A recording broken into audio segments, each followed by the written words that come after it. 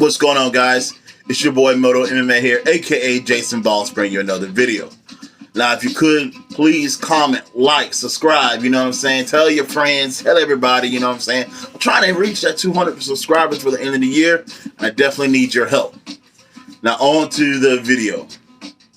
Jake Paul versus Ben Askren. Will versus Skill.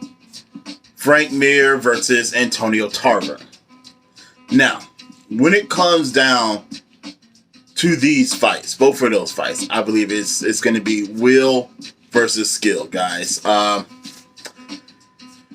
Just recently, and I'm going to share the link down below, Ben Askren had an interview where he openly admitted that he thinks Jake Paul kind of has, you know, more skill, per se, as far as looking like a boxer, as far as doing the technical things that boxers do.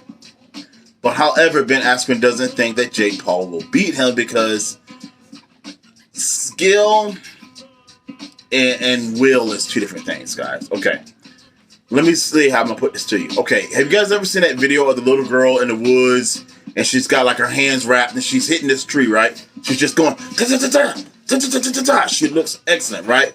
Or her dad is holding a pass for her and she's hitting the pass and she's pop, pop, pop, pop, pop. She's ducking and dodging. She looks good. Obviously, she's had a lot of training. But that doesn't mean that she's actually going to be a good boxer. Because things change when you get hit.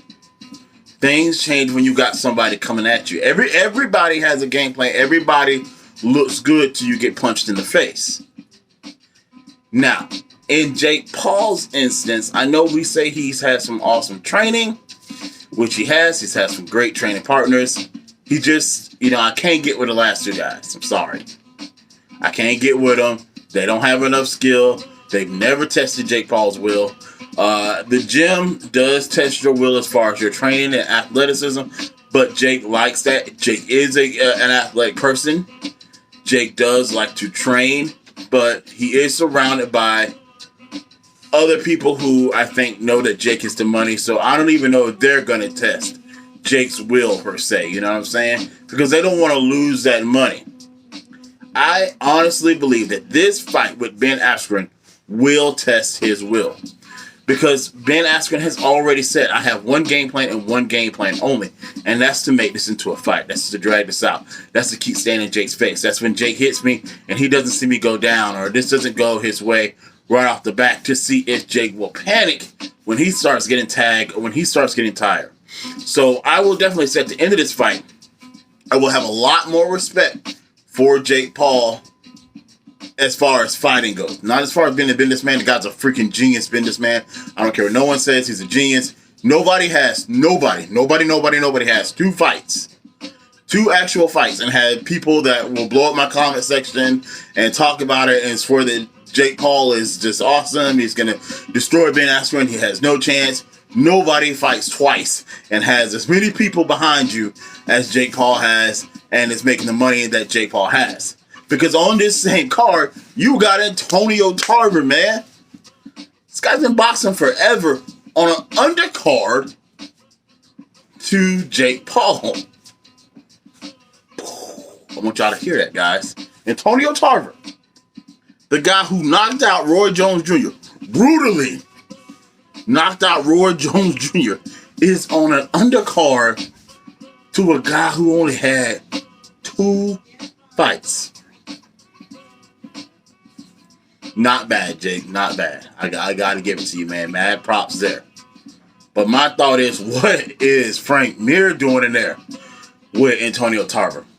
I need for somebody who can get a hold of these paydays, kind of give me an idea of what they're making, to let me know, because I'm kind of wondering what's making some of these MMA guys basically agree to tie their hand behind their back, put up their gun, and say, hey, okay, I'll bring out my knife too to make this fight a little more even for you. Because if this had been an MMA fight, Frank Mir would destroy Antonio Tarver. I can guarantee you he would take him down, he would submit him, he would hurt him. He'd ground and pound him. He'd do whatever he wanted. He would win that fight. If he wanted to win it standing up, he'd wear him down to the point where he couldn't even hardly throw a punch. But my mind is like, what's got these MMA guys, especially these guys Because if you know anything about Frank Mir is known for his jiu-jitsu. That's his ground game, okay? So what's got these MMA guys willing to say, I'm going to put aside, you know, thousands of hours worth of training, thousands of dollars worth of, you know, training partners and money and stuff to go into boxing. I'm not going to kick. I'm not going to be at the top in the clinch the way I did in Muay Thai. I'm not going to throw the elbows. I mean, I'm not going to do a lot of stuff because I mean, you can tie up in boxing, but it's kind of a quicker tie up. For Muay Thai, when you're tied up, I mean, you literally can throw strikes from the clinch. I mean, you can do a lot of the dirty boxing, you know. So I'm like, how much are these guys getting paid? And especially, I mean, I think Mir was like 18 and 13 or something like that in MMA. So he was a decent MMA fighter, but not the best. Going against Antonio Tarver, who's 31-6. Now, Tarver is 52.